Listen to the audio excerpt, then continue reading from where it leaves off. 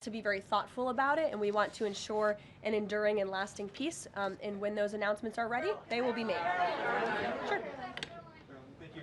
There have been reports that Vladimir Putin called Maduro today to reaffirm his support. I wanted to ask if it is concerning to the president that Putin has given such a warm embrace to Maduro.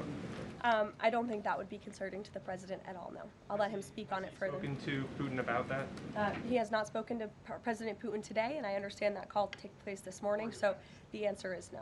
Thanks. I have a question about the ACA, but just first very quickly clarifying Caitlin's question. You acknowledged that CPI in January when you took office was 3%, and in September, the last month for which we have data, it was also 3%, so inflation. No, it's 2.5%. Not in September, it was 3%. It's 2.5%, the average CPI right now. I have it in front of me.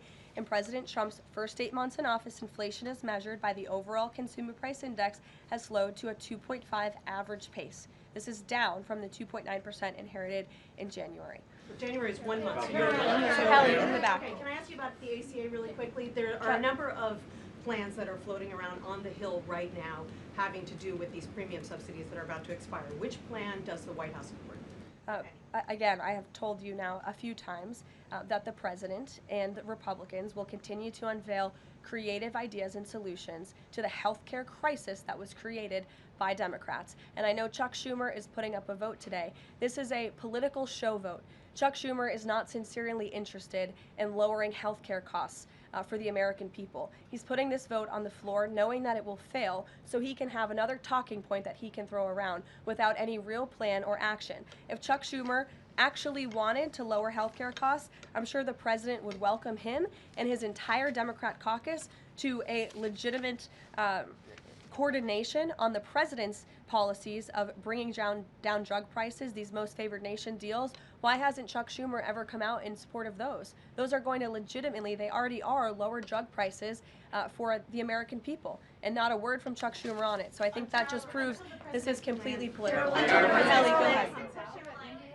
Two quick questions on Venezuela. Does the president consider the seizure of the oil tanker an escalation or a step towards war with Venezuela? I think the president considers the seizure of the oil tanker as effectuating the administration's sanction policies, which I've already discussed previously.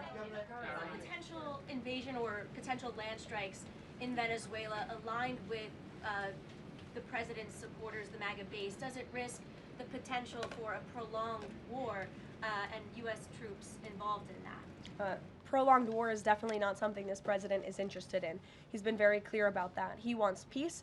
He also wants to see the end of illegal drugs being trafficked into the United States and taking the lives of hundreds of thousands of Americans across our country. And he's thinking about that every day here at the White House. With every drug boat that is taken out by this administration, we are saving thousands of lives by deterring those drugs and stopping those drugs from flowing into our country. You will all, excuse me, you'll all hear, excuse me, you will all see the president tonight. He'll be making remarks at the Congressional Christmas Ball, which will be taking place here at the White House. And later this afternoon, he will be signing some congressional bills and executive orders that we, as always, will keep you apprised of. Thanks.